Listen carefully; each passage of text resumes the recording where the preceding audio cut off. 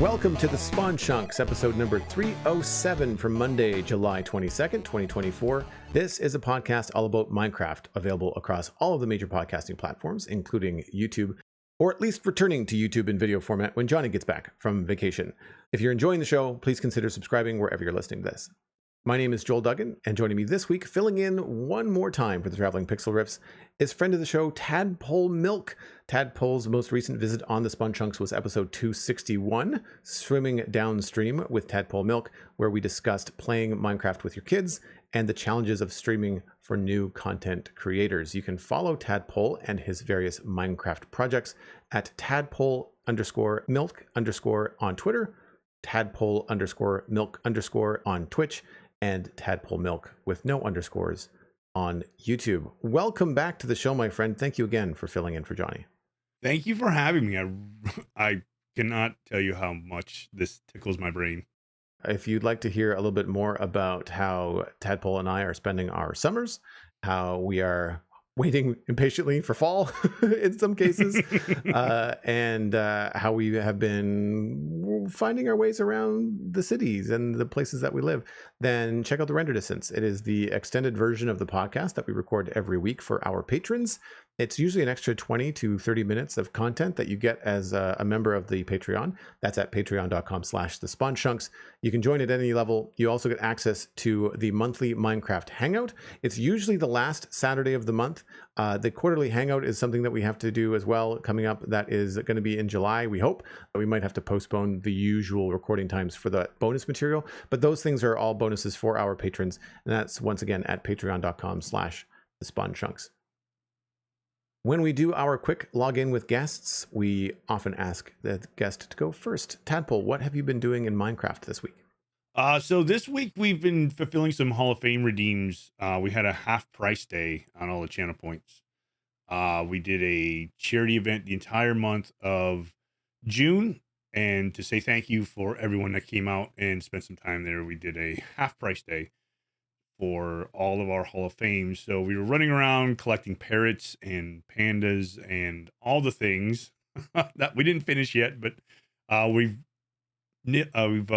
broke down a few of them, and then we updated our world to 1.21 over the weekend and trimmed some chunks, just a few, about 2 million plus off the single player world. Yeah. I like to travel around and look at everything a lot, so Aldebar, Aldebar MC, some may know Aldi, helped me out with that. Was very, very kind with his time. And on Saturday, we logged in together and took care of all that. And we jumped in and did our first trial chamber yesterday. Oh, how was that? That was fun.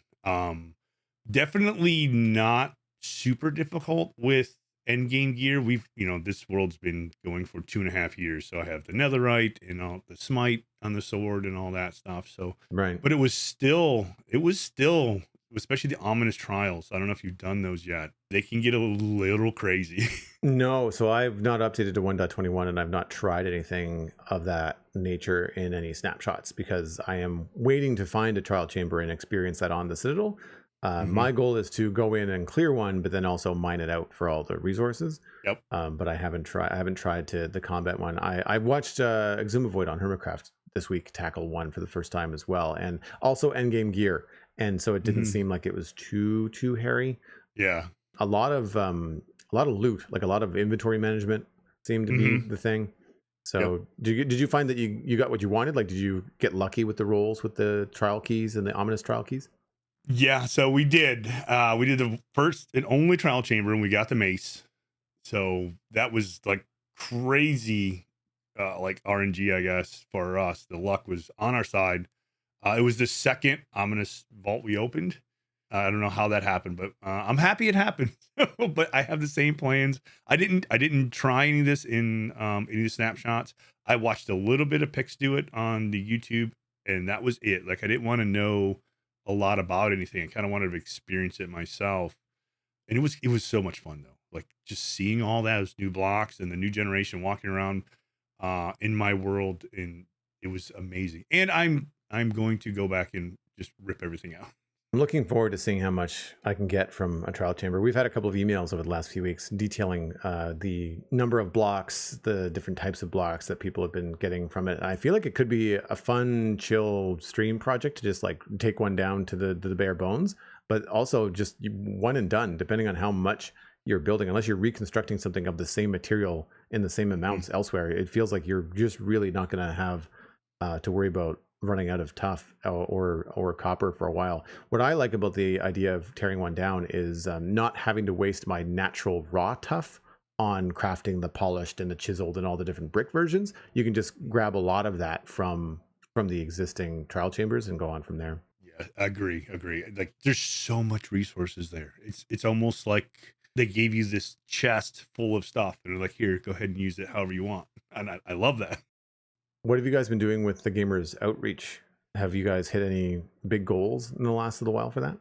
It was part of the Dragonfell community. They reached out and invited us to take part in it.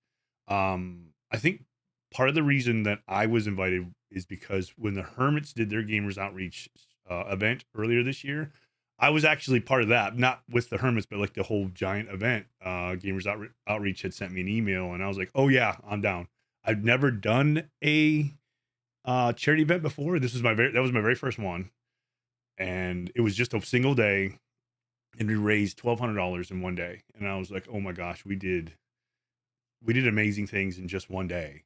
Like it felt fantastic. Like knowing that we had helped some kids somewhere was just so good.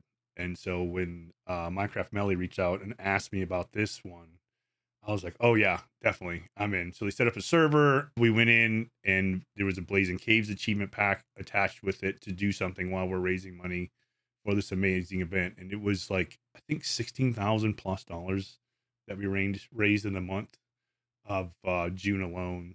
Wow. Between all the content creators. So it was just so much fun to be a part of. And I've actually started making a build dedicated to that in my Minecraft world. With the Gamers Outreach, I know that they basically, for people that don't know at home, they use the money to create and donate gaming console like mobile stands that are hospital friendly. So kids that are in hospital for long stays have something to distract them with video games. Do you know, like, as someone that was volunteering and doing the charity streams, do you ever get to like vouch for like your local hospital and like have one of the units sent there, or is it like by a need basis based on what Gamer Outreach dictates as to where they go? Yeah, I think it's through Gamers Outreach. Yeah, I don't have any say in that. I didn't ask either. I was just so blown away to be part of it. I don't know if I would have any input that and not. There is quite a big hospital in Cleveland, so I mean that could be a potential possibility there. I feel like Gamers Outreach has been something on my radar for quite some time, and with the fact that they work with Hermitcraft, I'm sure that major centers probably have at least one or two of the units for their kids' hospitals and whatnot. So, because I mean, I'm sure it's just population based. Like you're going to get them where there's the most kids and where it's going to do the most good, right? It doesn't make any sense to send it to like a rural hospital. I shouldn't say not that it wouldn't make any sense, but like it would probably serve more like one kiosk, or I can't remember what exactly they call them, but one thing would serve more kids if it was a heavily populated city center, of course, right? Mm-hmm. Yeah, you're right, because I'm pretty rural here, and my daughter actually had to be transported to the bigger facility, which is in Cleveland, when she was little. And you're right, I think that's just a hub. If you're around here, they're going to take you there because they have all the specialized everything, basically. So. For anybody wondering at home, it is gamersoutreach.org is the name of the website if you want to go and check out more and find out how you can maybe either donate or run a charity stream yourself. It's so much fun, and they're great. Like the organization itself is phenomenal. I kind of struggle with the techie part of streaming, and they actually had all my questions answered when they sent me the packet. And then like, if you have any more questions, please. And they were available like nonstop. So they're very, very, very good. That's awesome. So for me this week, I've been spending what little time I had outside of my little mini vacation on the Citadel, as per usual, working on West Hill, and I was focusing on a couple things. I had started the green space just outside of the curtain wall marsh last week, and I wasn't quite happy with it. It was more of a work in progress, and so I returned to it with a different approach, expanded the idea and expanded the area, and removed some of the brown that I was using because I thought that might help. I wanted to look kind of mucky, but ultimately it didn't really work. I wanted more green and blue. So the darker areas are actually waterlogged leaves that I used in the ground to kind of communicate that there would be some low-lying wet ground and some runoff. And I think it's overall successful. I'm pretty happy with the way that it turned out. Having, again, never attempted anything like this in Minecraft before, you kind of have to noodle at it. You kind of have to do it live and just kind of poke at it. Because as I mentioned last week, I don't do a lot of pre-visualization. I tend to do things live in Twitch streams. And so this came together slowly. And we'll talk about this later, but it was one of those things where I had to kind of let go and say, well, I like the idea. It's looking the way that I want. It's just taking a lot longer than I really anticipated. So I kind of had to push through and just kind of get it all done. And I don't know about you, but I find that if I'm doing too much landscaping where I have to like look down a lot in Minecraft, I'll get kind of dizzy. I kind of prefer bouncing back and forth between like doing a tree and then doing some landscaping and doing a building and doing some landscaping. But when I have to do stream after stream of just looking at the ground and adding texture, I find that I just start to get a little bit spinny. And maybe it's because my monitor's too big. I'm not sure what's going on, but yeah, I find it a little bit strange. Yeah, this looks great. The leaves and the water to make it look like a marsh, like the wetlands. Oh my gosh. Thanks, man. I really appreciate that. It's been a lot of fun to have these details come together. It's like adding time to the landscape. You know, when you finish a build and you just leave the natural Minecraft generation around it, it just sort of feels plunked down, kind of like putting a Lego build on the shelf. It's just not enough around it to make it feel part of the world. I usually prefer those Lego models that come on like a base plate. The Lego lighthouse that I have is really cool in that it comes with a blue base plate, and then you build up the rocky outcrop before you start building the lighthouse. It's not just the lighthouse. And so I feel like with this, I'm doing the same thing. I'm building like the rocky bits. I'm building the marshlands and the grass and the bushes and anything that might look overgrown, or a footpath, as we talked about the last couple of weeks. So that's been really fun. Speaking of, the last thing along the Western Road was added in the middle of the week. And that was just a simple path that went down to the river just between the pumpkin farm and where the bridge started. There just felt like a natural passage there. So I added this dirt path that winds down to the river, and it does serve a purpose. The marsh kind of runs off over a rocky kind of bedrock outcrop down into the river, but you can't really see it from the bridge because of Minecraft blocks being a meter wide. The edge of your bridge basically blocks the view of everything. And so by walking down this path, a player can go and see all the work that I put into that waterfall of the marsh trickling down into the river.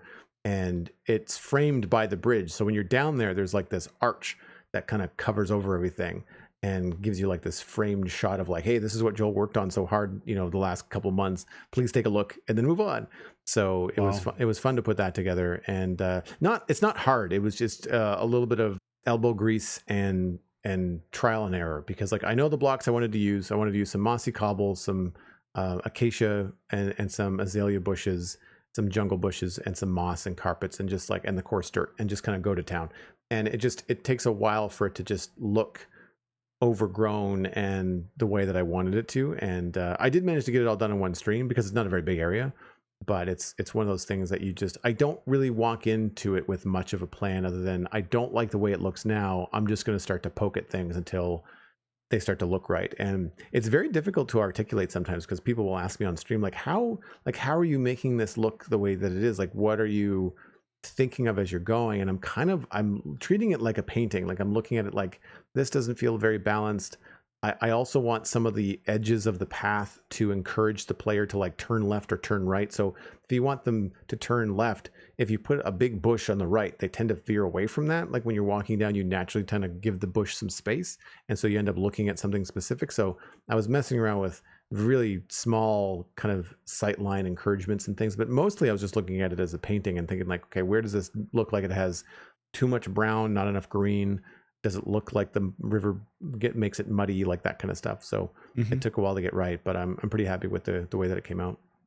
Oh, it looks great. And the way you talk about, like, I just hop in and and I start doing this. I literally say the same thing, but like I don't consider myself an artist. I've never had training. I'm just like I don't know. People ask me the same questions. I'm just placing blocks. Like Hmm. I've been using reference pictures, and that's the picture I put in Discord. That's our charity chapel. I found a reference picture on ArtStation. I love ArtStation. I go there all the time. Yeah, it's great. I think you're the one that mentioned it, and I was like, oh, I'll have to check this out. And I'm like, oh my gosh, So good. there's so many things here. But I found a picture that kind of had a building that sort of looked like that up in the clouds. And I was like, I want to build that, but what am I going to do? And then we did the charity stream, and I was like, oh, this is our charity chapel. Anybody that participates in the charity event, their name's going to go in a sign, and it's going to be inside of here. And so I just start placing blocks. It's like, how can I make this Minecrafty? You know, what can I do? And that's the same. I don't know. I just log in and I start playing. I don't do any planning really. Like, I think I came up with a gradient for the roof in a creative world, but that was literally it. I like the gradient. It looks really sharp. I also like the gradient on the towers, like the fact that it goes from like a white into a gray, but then into a brown. You don't see that very often. Normally people stick with the gray, but switching from, what am I looking at? Is it packed mud into mushroom? Like what's the brown? So you have the white turns into smooth sandstone, Oh, nice. and then it goes birch, oak, and then packed mud. Well done. No, that's really cool. And then the roof, it's got like a combination of warped wood. There's a dark prismarine, warped wood, copper. Yeah, the copper's going to age naturally. Like watching, and I know Pixel probably cringe at this with David, but I love watching it age naturally in game because it's like passage of time type of thing for me. And that's just, like I said, it's just me. I think that's how they intended it. Like, I think that's one of the things that they designed purposely for it. I think so too. And I'm good with the slow burn. Like, I like the slow burn. That's the whole point of my forever world, is going to be here forever. We're going to keep doing things, tinkering on things. Sometimes I don't like tooting my own horn, but I really like how this build came out. So I'm going to be like, yeah, I really like this build. I'm really proud of myself because I've been trying to build bigger and bigger, and gradients. This is my first real crack at like building gradients. And I really like how it came out. And you have to build at a certain scale for that to work. Correct. I'm learning. Bigger is better when gradients, for me. I can tell you what's the opposite of bigger and better is smaller and more frustrating. And that's my last stream this week was the small cottage along the North Road. I wanted to fill a space in an empty lawn just outside of the West Hill River Inn, and so I decided to try and make a small cottage. And I did what I normally do. I built a frame and I moved it a block or two here and there every other stream until I was happy with the location. And then I decided to work on the textures in the block palette and just try and get the basics down. That took an eon because all the normal blocks you want to go to in a medieval house, which is like gray stone and a brown roof, clash with everything around it, because this is on the main approach to West Hill. And so the curtain wall, which is all gray stone and dark oak roof caps along the wall, is behind it. So if I put a dark roof on it, it blended in. If I put a spruce roof on it, I'm kind of bored with spruce roofs. Like, I wanted something different, and it just really wasn't working for me. And then I also wanted a different thing on the bottom. Like, I wanted a different texture on the bottom and not having to be stone. But then also, I don't want it to look fancy. So like, I don't want to use quartz, and I don't want to use anything that's white and too shiny. But also the inn behind it is white and red. So like, I really had to struggle to figure out like what would be the block palette for this. So what I ended up using was acacia logs for pillar supports, andesite for the foundation, and then mushroom stem for the walls, which kind of looks like stucco or plaster in a way. And then the roof is trimmed with mud bricks, and then it's got packed mud and brown mushroom blocks in the roof. And it's just a loose kind of work in progress right now. I'm not entirely sure if it's all going to stay exactly as it is. I do want to work some more trapdoors and things back into it. I might try to put in some details here and there. Obviously, I'll have to light it and come up with some other details, but it does have a small front garden, which I like, and it's going to have a back garden as well, and we can connect it to nearby footpaths and things like that. There are definitely some texture choices and some bushes and things that are going to need to be put in, but I think for now, I'm at least happy with the shape of it. It feels weird to have it blocking your view of the wall, because I've been working in this area for 3.5 years, and the view coming around that corner has always been the big wall of the town. And now you don't see the town until you get past the house, past the cottage. So it's a bit of an adjustment. I'm gonna leave it there for a bit. I might work a little bit on something else and just kind of see, like, do I really like this there? It's one of those things where I've put in a lot of work. I don't really want to tear it down, but I've also not put in so much work that I will refuse to tear it down. Right. There's that tipping point of, like, if this is going to stay here, I have to make this choice now and forever hold my breath if I don't like it. I think it's one of the last pieces along the North Road. As I'm getting closer to finishing up these areas, the very last thing on my to-do list is going to be just adding the textures to the road. And I've been holding off on that because I'm not sure if you've experienced this in any of the roads that you've built, but nothing is worse than finishing the texture on a road and then realizing you got to move it 2 blocks to the left. Oh, yeah. If I have to adjust anything, I want to leave that to last.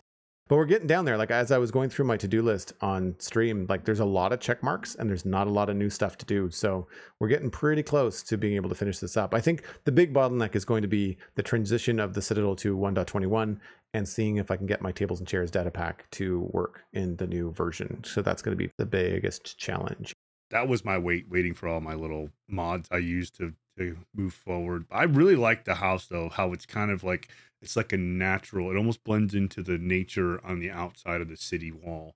Oh, thanks. That's how my brain sees it. It's kind of like, this is a natural build, and then you have the man-made build. But this is man-made too, but you see what I'm saying? Like the city versus the rural, kind of the contrast there. That's how I see it, and I really like it. I don't know if that's what you intended, but my brain went there immediately. Thank you. Yeah, no, that's basically what it is that there's farms in the region. This is not a big enough plot of land to really be a farm, but it's going to be like a little homestead, and there's an inn right behind it. So, like, as you get closer to the city, the buildings have a slightly more, I guess, population purpose. Like, they'd have more foot traffic. Whereas as you get farther from the city, I wanted it to be more like, well, this is just somebody's house, or it's a farm. Like, the land would have like a use case, and this is just not a big enough piece of land to really have much of a use case.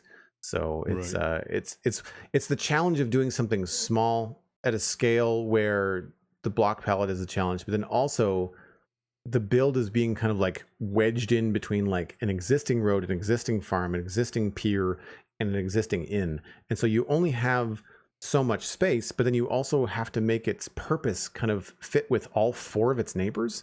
And so you don't have, like, that wide open choice that you normally have with Minecraft, if, like, my intention is to make it feel like it belongs and it makes sense and it works in the area.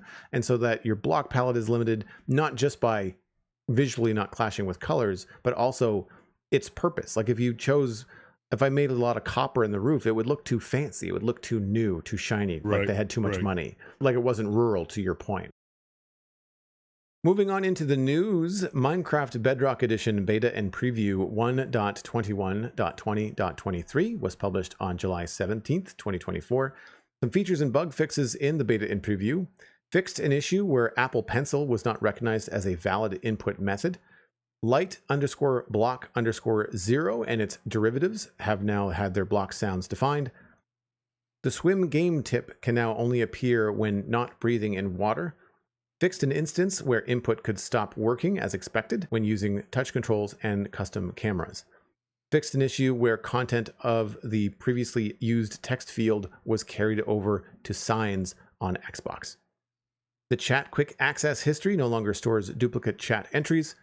Fixed flickering item icons when quick moving a stack to non-empty stacks. And leads now attached to the front of boats instead of their center. There are quite a few technical updates in this beta and preview. For the full list and details, visit the changelog article at minecraft.net. That will be linked in our show notes at thespawnchunks.com. Adding a new structure / how we make Minecraft is a new video on the Minecraft YouTube channel. Marilla and the narrator host a whimsical behind-the-scenes video on adding trial chambers to the game. In the video, Mojang shares early concept art for the trial chamber experience, as well as the design intentions behind the structure and the player experience, as well as the mace. So I don't have a lot to add on the Bedrock beta and preview, not being a Bedrock player myself, but I thought I'd ask because I know that you've got obviously a family that may or may not be into Minecraft Tadpole. Do you spend much time in Bedrock Edition? Not since I started on the PC. So my world I play in is like 2.5 years old. So since that time, I haven't hopped back on the Xbox at all to join the Bedrock again. Some of those sound pretty good. The changes they made, especially the one with the boat, the lead going to the front of the boat to the middle, that would hurt my brain. If I was attaching a lead to a boat and I saw it go to the center, I'd be like, what? Because of how physics work in the game, it might affect how it would move or how you would expect it to move. Because I've not tried attaching leads to boats in vanilla Minecraft on Java, I don't have that experience, right? Oh, it's fun. There's a lot more to leads, I think, that they could do, and I want to use them as decoration. But I mean, I'll also take the leading boats because I think that for people that want to move mobs around, I think that's definitely a big plus. Did you have a chance to look at the new structure video from Minecraft? I did not. I'm going to though. When I read the show notes, I was like, "Oh, there's a new video. I need to go watch this," because this sounds amazing. I would really like to watch this and to see what they get into and what they explain. As an artist, I really enjoyed the concept art that they shared. It's very similar to a color script. I'm not sure if you've ever seen one of those, often in something like a Pixar art book from like a Disney movie or a Pixar film, where you can see the mood of the entire movie if you go through and you look at these different scenes, and they have like an overall color theme to them, like red when it's dangerous, green when it's supposed to be a somber moment, blue when it's kind of spooky, like that kind of stuff. And so seeing the initial colors and how they deviate a little bit, and how the original trial chambers were a lot brighter than they are now, because Tough is a pretty dark block, and they were more gray, even almost a light gray when they were first conceptualized, and then also different colors and different lighting, and they were a lot brighter in some instances in the ideas and the concept art, which was really cool. I really enjoyed some of the points that they made in the video, balancing the intended design of a structure, but then also allowing them to be randomized a little bit and generated by Minecraft. The example they used was that a ocean monument is the same on the outside, but obviously the inside rooms are jumbled around a little bit. The trial chambers obviously are way more complicated than a ocean monument, but they explain the same sort of idea.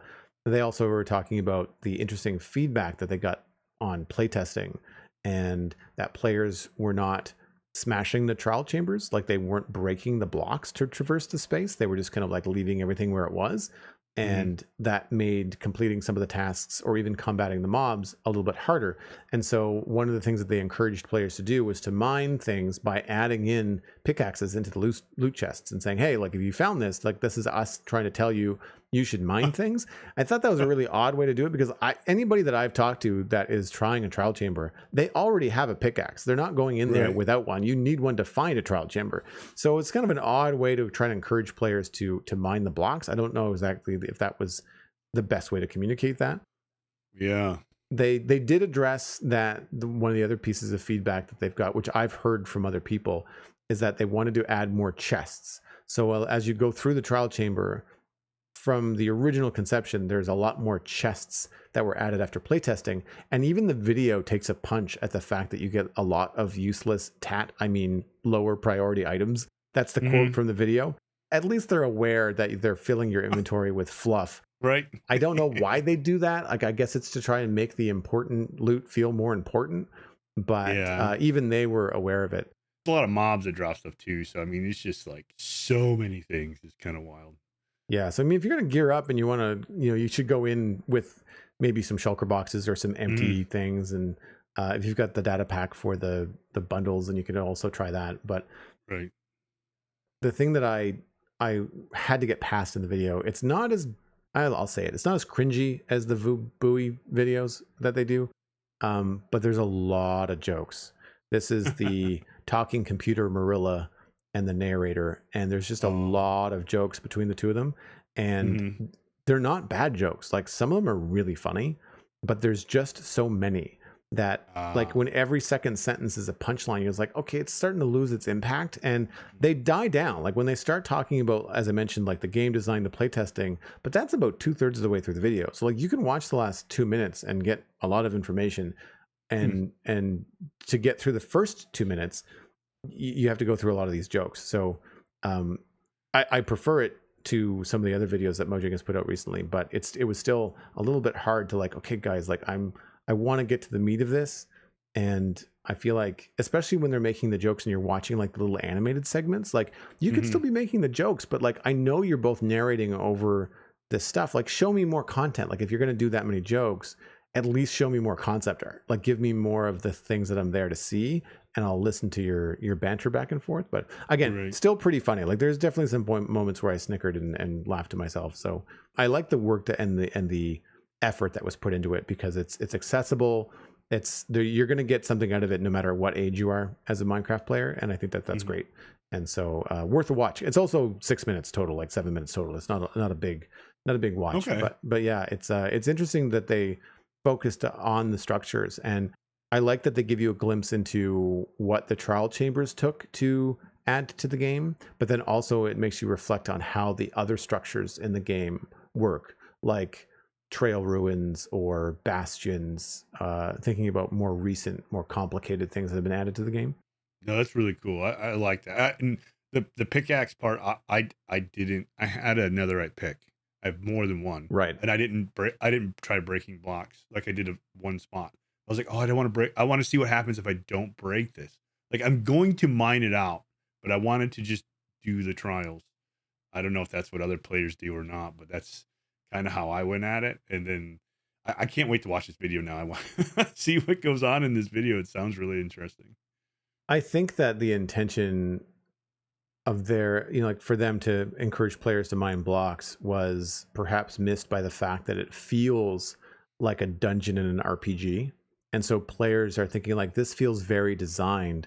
And if you're going in to experience it as designed, just because you can break blocks in Minecraft makes you feel like maybe I shouldn't. And I'm the same way. Like when I first experienced the very simple building of a jungle temple, I went through it. Like I didn't just mine through the side of it. Like if you don't want to deal with the traps in that, you can go straight through the wall. But I didn't think about that. I thought, oh, this is cool. And it was obviously put here with intention. And so I think that players probably want to maintain that. I agree. In the jungle temple, when I did the puzzle, the first couple, and then now I just mine through. With the discovery of the mace, because you said that you guys found the mace in your first trial chamber, did you find that the trial chamber was designed to encourage you to use the mace once you had it, or was that kind of like you had the mace and then you left? Once we got it, I think I left, but I don't see where it's. I mean, it could be. So we did mess around with the mace. We went and threw it in the enchanting table, and we got some enchantments on it.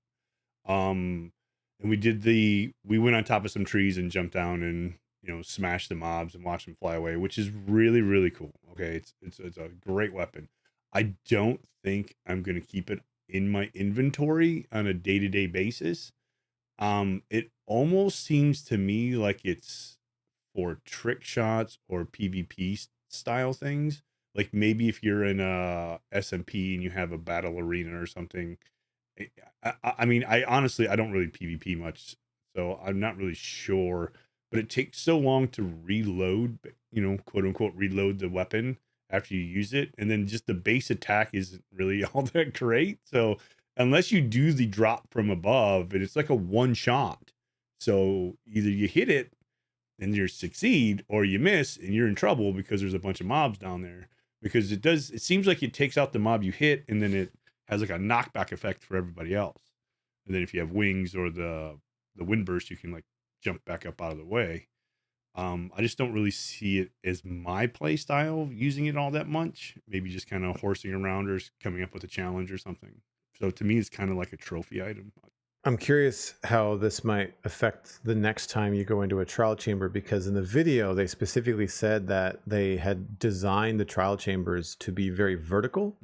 So on the repeat adventure in a trial chamber, the idea was to bring the mace back. Once you have completed a trial chamber and received a mace, you can then take the mace back to the trial chamber and use it as a weapon in your completion of the new trials. Mm-hmm. And the verticality in the trial chambers is meant to encourage the use of the mace.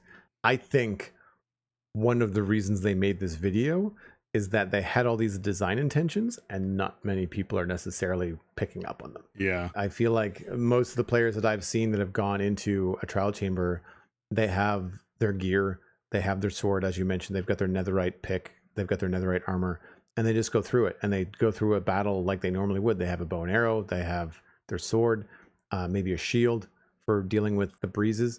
But I don't necessarily see a lot of maces coming back in. Maces seem to be the reason to go to a trial chamber, not the reason to go back. The big room where like the breezes are and everything, I can see where that would lend itself to the mace, because you do have the height to use it there. But it's so chaotic and there gets to be so many mobs. I just don't see where. I mean, there definitely are players that are good enough to do that drop, make that hit, and get out of there before you just get overwhelmed, because there's a lot of mobs down in there. I'm not one of them. I'm gonna not do that. Yeah, I'm not a good PvP or PvE. Well, both PvP, PvE, not my thing. Not in a first player game like Minecraft. I'm much better if it's like a third person RPG. Or something like that, where I can see my surroundings. Like thinking about something like a Batman Arkham sort of game or Assassin's Creed. Like those are the games where I'm just like, yeah, that's my combat game. That's what I want. But with Minecraft, it's very much a building and immersion game for me. But I'm still going to try it. Like I'm still going to go through it and check and see what it's like.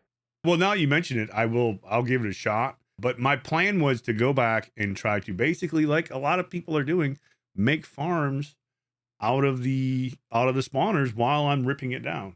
Because there's that cooldown. So I'll just wait, 30 minutes or something while I'm ripping blocks out, go back, run around, do the things, collect the items, and then go back to mining it out. That's kind of my plan, to do something while I'm mining it down, to kind of break up the haste mining I plan to set up there. It's a lot of work to take one of these things down. So it's good to have like that secondary task of like checking your spawners every half an hour, give yourself a break from the monotony of tearing things down. But hey, I mean, you're going to be building up this giant inventory of cool blocks for your next gradient build, right? I can't wait. Moving on to chunk mail. If you'd like to email the show, the email address is spawnchunkmail@gmail.com. Please keep your emails short and to the point, as it helps us include them in the show more easily. First email is from the MC Engineer, and it's about renewable sand. Again, hi Joel and Tadpole. I have an idea on how Mojang can implement renewable sand while adding function to an existing block. What if you could place glass items in a grindstone and quote-unquote grind the glass down into dust, which can then be combined in a 3v3 grid and produce a block of sand? The yield could be low. For example, a block of glass could yield 5 dust, a glass pane 2 dust, and maybe a bottle only yields 1 dust. This idea stems from the want for my renewable sand, but also a use for the large amounts of glass bottles that my newly buffed witch farms get. This dust could also be dropped from breaking glass with a non-silk touch pick. I know renewable sand will be a smash hit in the community no matter how it's implemented, but I do believe it needs to be in a quote-unquote Minecrafty way. I would love to hear your thoughts on this idea and if there's anything you would change. The MC Engineer was killed by a group of angry desert villagers after he stole all of the sand in their desert. I'm glad we don't have to deal with angry villagers. I guess pillagers are sort of the version of angry villagers. They're already kind of annoying with their honking. I can't imagine if it was like aggressive honking and they were kind of chasing you around and hitting you. Even if they didn't hurt you, even if it was like baby slimes and they just kind of walked up and smacked you in the back of the head. I already don't like villagers very much. So to make them more annoying and more aggressive would not be high on my list. When I was thinking about this and how to talk about it, because we do get emails about renewable sand a fair bit, I did like that MC Engineer was trying to do it in a way that was going to make it quote unquote Minecrafty, like make it a job, add gameplay, not just have a thing that drops sand like a husk, for example.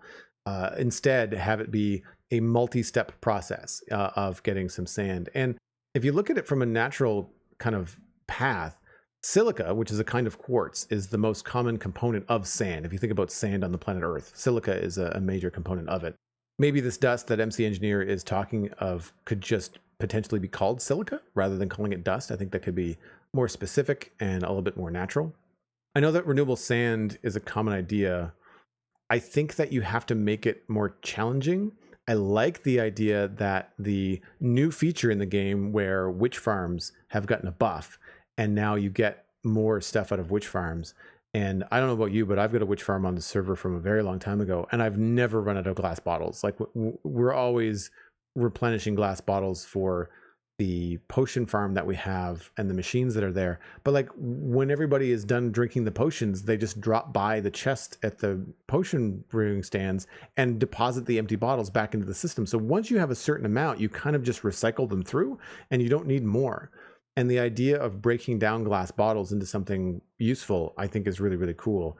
The, I guess, rates at which you would get this silica dust from a glass bottle, I think, to MC Engineer's point, should be slower and harder to do than just going out to the desert and mining sand. So I feel like to balance this out, mining sand in a desert with a shovel and a beacon and a speed potion, whatever, however your method is, that should be the fastest and easiest way to get sand. But if you want to get sand while you're doing other stuff, then I think that now that we have the crafter in the game, if you've got a witch farm that has glass bottles that could be then sent to a grindstone and grinded down and then output. I mean, maybe even not the grindstone. Maybe you can put a single glass bottle into a crafter and have it output the silica dust. And then another crafter could take all of that silica dust and turn it into sand. So it would be really slow, but it would happen in the background. So if you need a lot of sand now, go mine it. If you want some sand over a breadth of time as you do other things, then maybe set it up with a witch farm. And a witch farm is not a small task. Like that's a decent thing to put together and do and learn how to run the redstone for. And I think that there's a good balance of time in versus reward out in the way that MC Engineer has described the sand, or I should say the dust, the silica dust dropping. And I was thinking that to make it even more end game, or mid game, I guess, you could create the recipe for sand could include this silica dust as well as quartz. And so you'd have to combine the two in order to make sand. And that means you'd have to go to the nether first. Like, so you couldn't just do this easily in the overworld, having never gone to the nether. I think that's an interesting way to do that. Because then you'd have to do two farms. You'd have to have, you know, a piglin bartering farm for the renewable quartz and a silica farm for from the witch farm for the bottles to really truly have renewable sand. So that's a lot of work compared to just going to the desert with a shovel, right? So what are your thoughts on the renewable sand idea? Yeah, that would definitely be end game stuff. But like, so I enjoy mining sand. I just like doing it. When we trim chunks of our sand, my resource sand desert was one of the things I kept, just so I can look at it years from now and be like, yeah, that used to be all desert. However, this is a great idea. I like this idea. But would it be more Minecrafty for Minecraft to come up with another workstation instead of giving the grindstone another application? Like maybe like a glass maker slash worker unmaker. I don't know what it would be called. Like you're basically breaking it down from glass back to sand. So, you know, would it be a glass maker? Would it be like take the glass from the librarians and give it to the glass maker who could also make it back to sand type thing? Like, you know, it can manipulate it however you want to do the villager. But it would be a new workstation doing it that way. And then only to make the dust, like you were saying, but then to make it into glass, like make it more difficult. Like, yes, I 100% agree. It should not be as easy as going and farming sand. You know, to get this, it should be way more difficult. So you would have to set up all these different things. And I like the quartz idea. You'd have to go to the nether. You'd have to have more in-game stuff to get a giant supply of these things. To me, I think that would be the good way, because having like insta sand is kind of more of a late game thing. Like when I first log into a Minecraft world, having renewable sand isn't really the first thing on my mind. I think the idea of another workstation is neat, but then you run the risk of just having too many workstations that only have one task. And I think we already have a lot of underused workstations as it is. So I'd hesitate to add another. I don't know about a grindstone. I feel like the thing that we could get out of this would be using the crafter for multiple things, because you talk about grinding something down, so taking the glass bottle and grinding it down. We kind of do the same thing with flowers in the crafting table or the crafting inventory. You know, you put a flower in there and you basically smash it into dye, and you get it out the other side. I Mm-hmm. think to a point that Foot made a couple weeks on the show, that adding another table or crafting station into the game is also putting the player in another menu for longer. And he was like, I don't want to be in menus. I want to play the game. And that's why I like the crafter so much, is that it is, you know, a menu block, like an interactive block. But once you set it up, you really don't have to be into the menu anymore.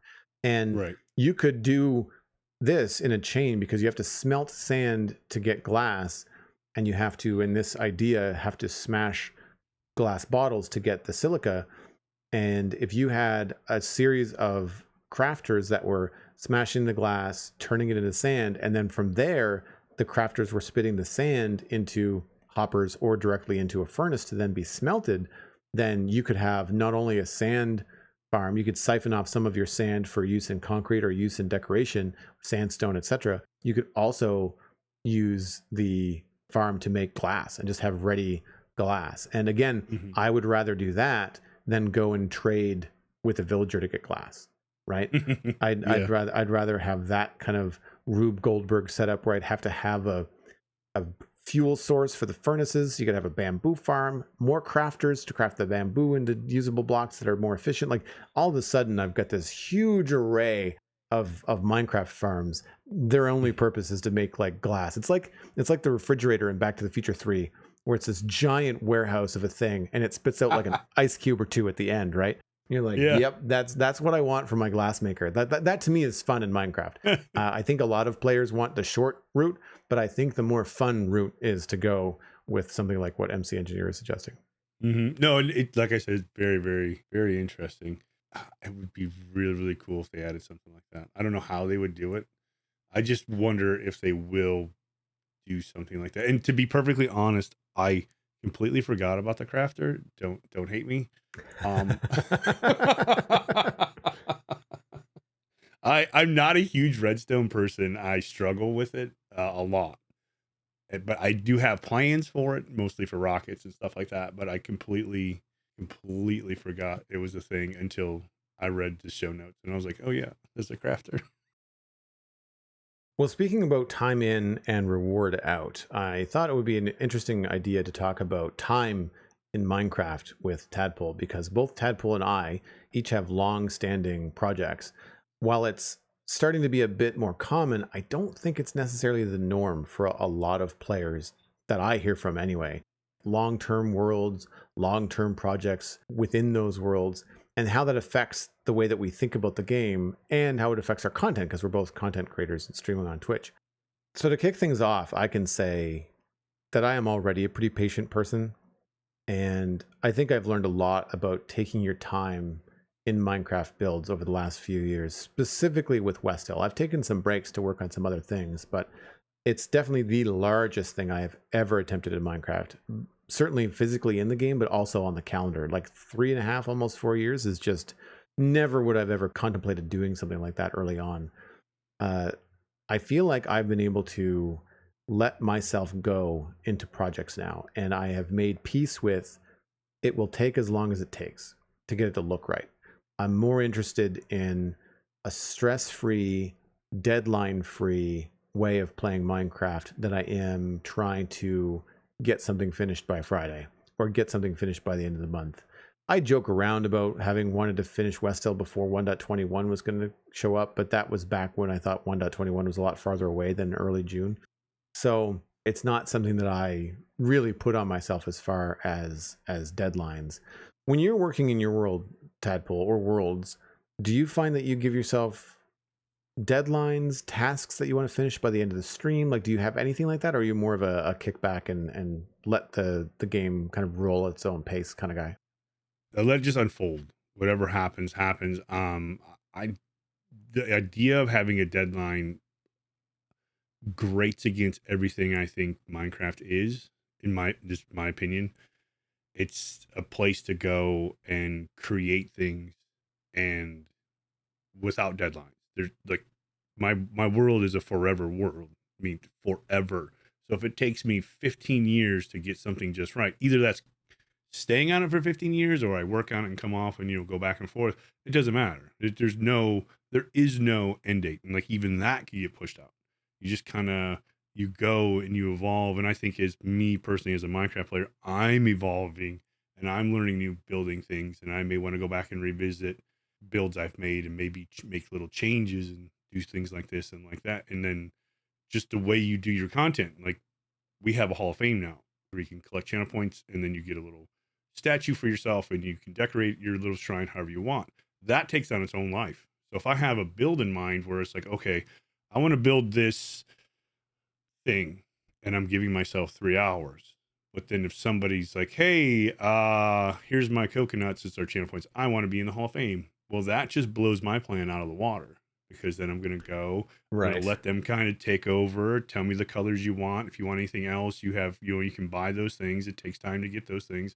So I look at it as my content creation is I'm here for the people that come and enjoy my time. They come and share their time with me while I'm doing this thing. And I love that. That appeals to me more than anything I've ever done.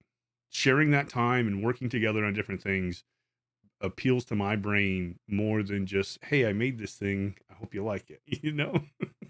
That's really interesting. And I have a hard time sometimes when I'm on a task, I have an idea, I want to execute the thing in the idea to the point where sometimes I can feel bad about missing messages in chat because I'll be so into whatever I'm doing in Minecraft visually.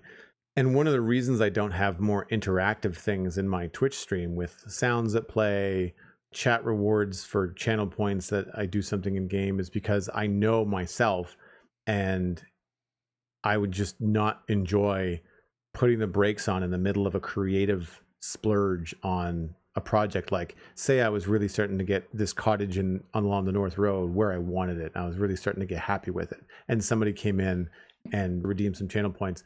And I then had to go and do something for them. I appreciate that you can do that.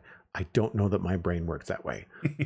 It's one of those things like I would write that down and we would do it at the next convenient stopping point to go do it. But I feel like that would also get me in trouble because then whenever I logged in, I'd have to remind myself like, oh, I'm in the mood to build in West Hill, but no, I got to go do this thing and build this thing in a monument or a Hall of Fame.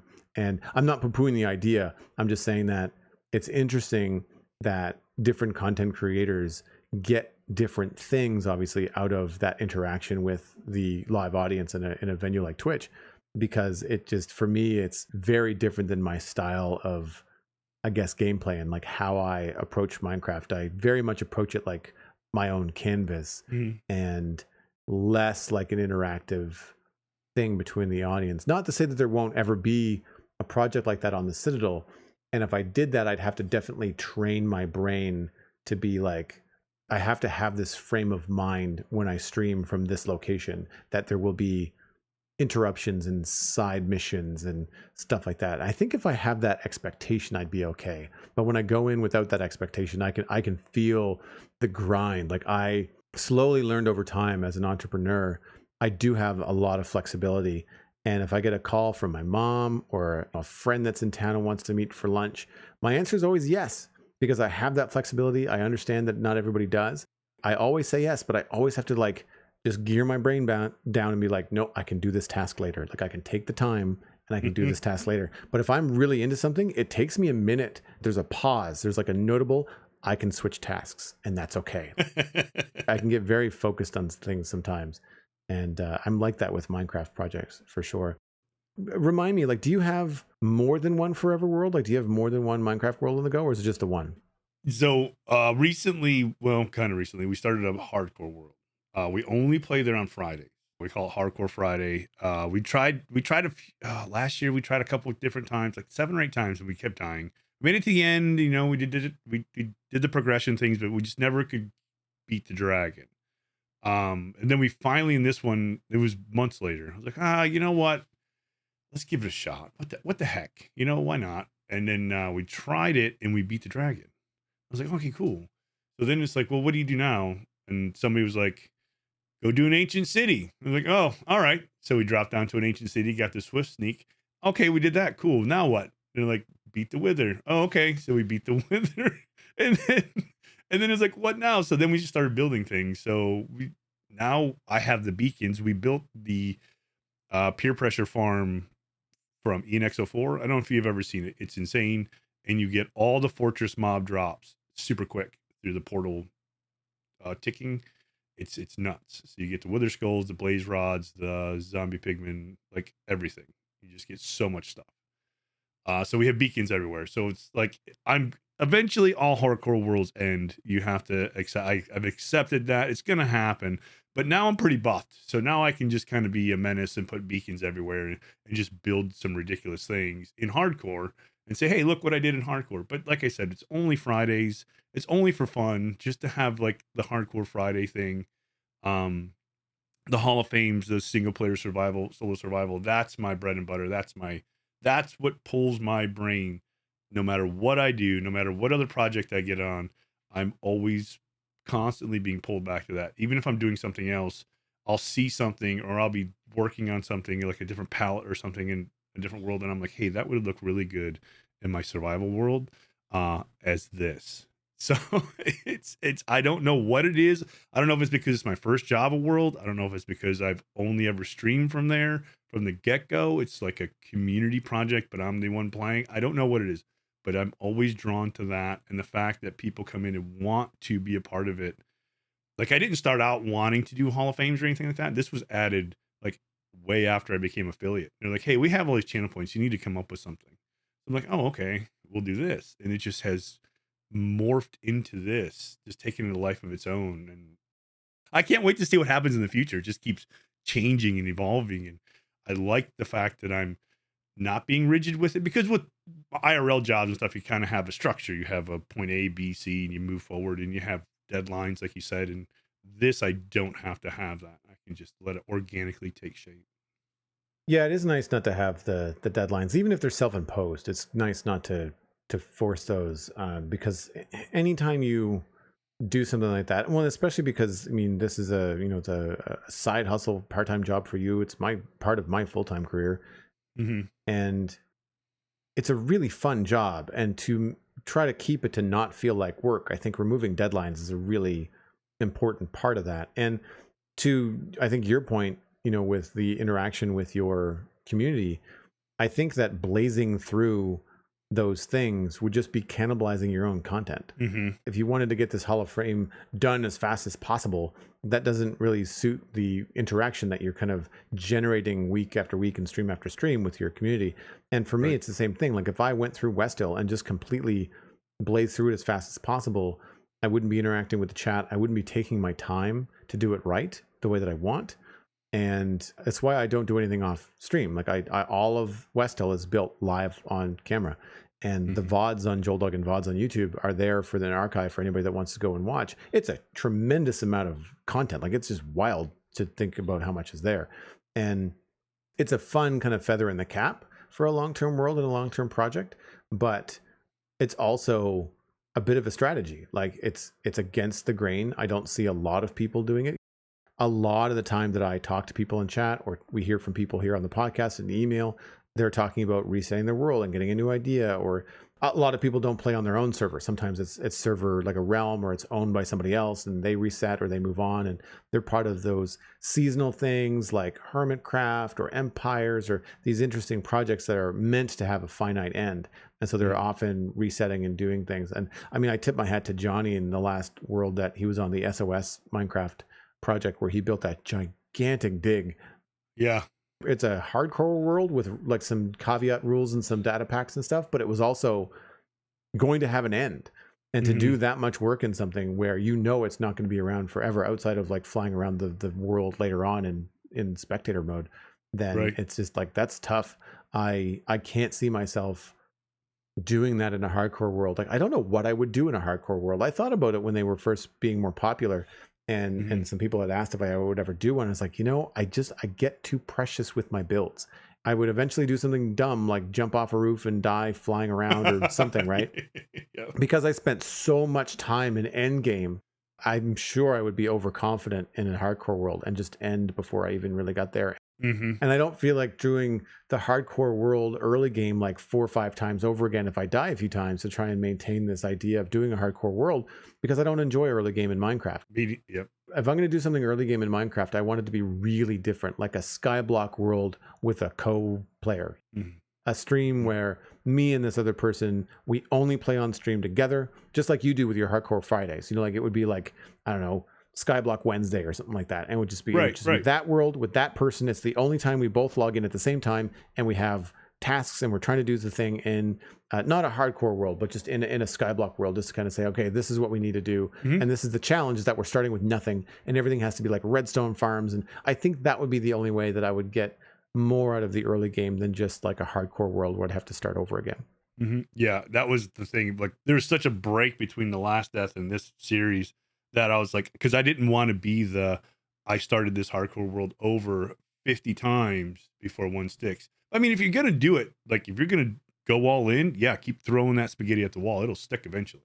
You know, just keep slinging it, and you'll get better. You will get better eventually.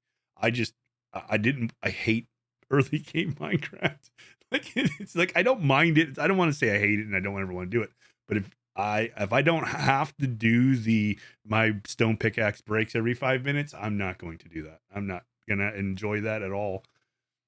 Well, speaking about things that we don't enjoy, how do you handle it when either you lose interest in a project or perhaps your audience loses interest in a project? And that could be a world, or that could be like a build within, say, your forever survival world. So in the forever world, well, even in any world, if you're passionate about it, you're going to do it. Mm. Right. So if you're interested in the thing, whatever thing that is, you're going to work at it. You're going to put the time in, you're going to put the effort in.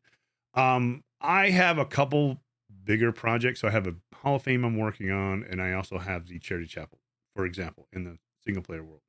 I don't flip back and forth because I get bored necessarily. We dug out the Nether for like 8 months straight, and like I'm still want to work in that project, but I'm like, okay, maybe people are getting tired of this. There's this charity thing I've been a part of. I found this picture. Let's start working on that. So I kind of had those two to bounce back and forth. But even though I put so much time into the one build and it's not 100% complete, it's always there in my brain. So I always want to go back to that, but I do enjoy doing the other things. So I'm really weird. I can get on a project and just stay on it, especially if it lives in my brain. If I lose interest, if I like completely lose interest in something, I can't force myself to go back. Like, I'll log in, but I won't want to do anything. I don't know how people do that. For me, I don't necessarily think that I've lost interest in a project, so to speak. I've been more pulled to a new one. And I think that I was working on Southport. I don't exactly remember the timeline. Southport is the modern city design on the Citadel. So it's like skyscrapers and like seaside city, that kind of thing. And it's a lot of work. It takes a long time to get like a skyscraper done because of just the repetitive block placing and whatnot. They look really cool. I like the clean lines of the city, but there's just a lot of work involved. Also, I want to say that it was the first project of that size that I attempted, and I think I didn't realize just how long it was going to take. I was hoping it was going to go up a lot faster. And hindsight now, having put so much work into West Hill, I think I would have a much more patient approach to Southport. But I stopped working in Southport because we made the decision on the server to expand and have different build zones. And I was looking around as we updated from one version to the other. I'm not sure which version this was, to make sure that the server and my server mates knew where the medieval zone was, where the modern city zone was. We have like an Asia Pacific zone. I'm looking for a sci-fi zone. So I wanted to make sure that those things were all sorted. And in my process of looking for the best location for the medieval zone, I got inspired by this valley that I'm currently building in for West Hill. And because I started to get ideas about what could go here, and I wanted to build a little bit of infrastructure, so in case anybody else wanted to build in the area, that there would be like a road and a a portal landing spot, like just the little things, the little infrastructure things that you want in a server, so that when you come out of a portal, you're not like going to die immediately in the middle of the wilderness, And that just started to bleed. I did a bridge, and then I did a path, and then I was like, well, I'll put a farm here, and then I'll put another farm, and then I'll do a bridge, and then I did a front gate. I was like, and that was the end. And that was 3 years ago. And now I'm still on this project. I think part of it was a bit of the frustration of Minecraft being challenging to work in modern cities. Like, so you don't have a lot of blocks and materials, at least not at the time. There's more now. But back then it was harder to do that kind of stuff. A lot of concrete, a lot of terracotta. And we have a lot more foliage now. We have a lot more stairs and slabs now with tuff and different things. So I've got some opportunities that I'm going to be able to use in the modern city now with a lot more blocks. So I'm looking forward to returning there. But I feel like it wasn't so much that I lost interest in the modern city. It was that my inspiration was pulled elsewhere. And I'm like you, if I had said I should really force myself to go build in the modern city today, I would be kind of hard pressed to do something. I mean, I wouldn't be doing anything too exciting. I'd be looking at what isn't finished and trying to finish like existing builds. I don't think I would have a lot of new ideas, where my new ideas were definitely coming for Westhill. So as we mentioned earlier about like a project taking as long as it takes, I also lean into the inspiration. So if I'm inspired to build in Westhill and I'm inspired to do something like that, I just lean into it. There are definitely tasks even around Westhill where I'm just like, ugh, I don't know if I really want to do more landscaping. I've kind of been doing that all week, and I kind of want to move on. Right now, I'm a little frustrated with this little north cottage. Like I will log in and I will try to complete it because I am trying to push through and work on it. If I get really stuck, I'll come up with another task. Like I'll do the texture on the Western Road. Sometimes you'll find that I'll switch gears in the middle of a stream, and that's a pretty good indication that I'm either frustrated with what I'm doing, or I'm just not finding it inspirational, or I know that there are decisions that I need to make that are permanent that I'm not ready to make right now. So it's better to walk away, work in the area, walk by this thing a dozen times or more, and then decide, oh, like that 10th time that you walk by, I should move the chimney to the other side. That's what's wrong with it. Like, it just stuff like that dawns on me after a time. And I feel like that's one of the things that I do to balance my, I don't want to say lack of interest, but like either frustration or the pull of inspiration elsewhere. And I think that's one of the things about having a long-term world. When you make up the rules and you realize what your gameplay is like, your style, and how you operate as a Minecraft player, for us, it's the idea for the different zones. So like if you're in the mood for some sci-fi projects, there's a zone that you can go do that. And not only could you do your own thing, but you could be next to or near somebody that has inspiration for you to pull from. And same thing with the medieval stuff. If I get sick of sci-fi after a while, although, I mean, I can't see myself returning to medieval anytime soon, just because it would be nice to stretch my legs. Not in a way that I dislike it, but in a way that like I don't want to just fall back on, I don't want to say the easy, but like after 3.5 years, you kind of build up like a textbook encyclopedia of how to build chimneys, houses, roofs, walls in medieval styles. And so if you want to branch out and create new shapes and do new things in Minecraft, that is one thing I do admire about a server like Hermitcraft, where they start every 18 to 24 months, they restart the server and everybody will switch gears, have a new server project, have a new server theme. Like Rendog, I think, is doing a sci-fi thing right now. I love what he's doing. It's such a cool, unique way of approaching Minecraft. And you don't get to push the boundaries that much if you're not motivated to do it with a new project. Now, in a long-term world like you and I have, that doesn't mean you have to reset the world. But for us, what we do is we move 20,000 blocks and say, okay, this is the special zone for this stuff. You want to do kooky, weird, cartoony, fun things? Let's make a zone for that. And that way it's all in the same server. That history is not lost, but there's a place that you can go where it kind of really encourages that new world smell, or that blank canvas of inspiration. And I think that's something that when you do reset the worlds, there's a lot of infrastructure that you have to do. And I think that can also inspire new ways of doing things, especially when you have a theme. So I'm not saying that, there's nothing good that comes from resetting the worlds. I find, for personal reasons, I'd rather come up with ways within my world to move on. Oh yeah, for sure. That's the great thing about Minecraft. There's no wrong way. However you want to do it, that's the right way. Whatever tickles your brain, that's the way you do it. And I love that about Minecraft. It's fantastic that there is infinite ways, literal infinite ways to play this game. there's so many things to do. And like you said, okay, I'm stuck on this project. What do I do now? Like, I don't really have farms for resources, stone generators or tree farms. I just kind of go chop them down or dig the stone or, get the things.